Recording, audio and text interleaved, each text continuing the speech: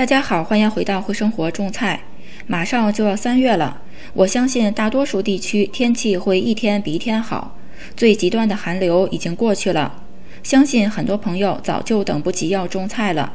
3月也确实该出手了，该整土的整土，该育苗的育苗，该直播的直播。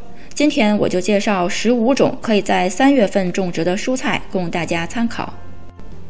先介绍3月可以育苗的辣椒和茄子，这两种都是产量高、喜温暖的蔬菜，盛果期差不多在7、8、2个月，也会根据您地区的气候会提前或者一直结果到9月到10月，也都是可能的。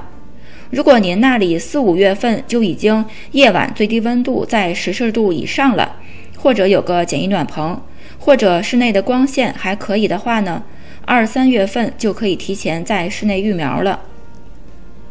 我2月就已经育了辣椒和茄子苗了，还不确定怎么育苗的朋友可以参考我屏幕右上角的链接，或者视频下方描述栏里的链接。茄子和辣椒育苗都不是事儿，其实很简单，不用把它们想得太复杂。如果出苗顺利的话呢，这些小苗在室内光线还不错的地方可以缓慢生长，特别是辣椒苗，它们是一直在偷偷长大的。辣椒苗甚至都可以在室内结辣椒。茄子苗与辣椒苗不同，对光线的要求更高。想要结出茄子，我的经验是还需要等到天气热了以后转移到室外，比较适合茄子的生长。除了这两种必种的喜热蔬菜之外呢，3月我们可以直播很多绿叶菜了。直播就是直接播种的意思，就是把种子直接埋在室外已经准备好的地里。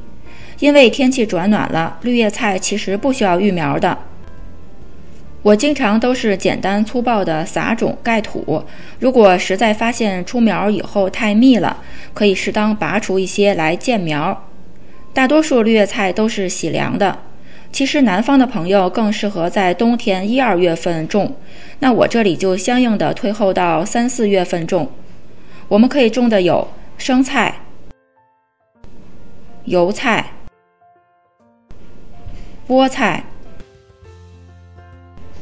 白菜、芝麻菜、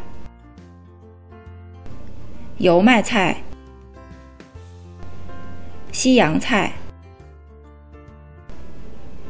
小萝卜、京水菜、乌塔菜、羽衣甘蓝。对于春天比较短的地区，可以尽早的播种绿叶菜，以防止天气忽冷忽热，或者夏天提前到来可能会产生的开花结籽儿。一旦开花结籽儿，绿叶菜的品质就下降了，就要提前采收了。此外，对土豆有兴趣的朋友，也可以在3月土里埋几个发了芽的土豆，然后基本不用管理，等4个月就自己会长出一大堆土豆了。还有蚕豆，冬天不太冷的话，可以冬天种蚕豆，或者也可以春天2、3月份种在地里。这是我去年种的蚕豆，泡水出芽了以后呢，就直接播种在地里的。自己种的蚕豆很嫩，它的开花结豆期需要18度左右，是比较暖和了，和大多数的绿叶菜差不多。在合适的温度下，它会生长得比较快，温度太低就长得慢一些。从种子到收获需要3个半月左右，和土豆差不多。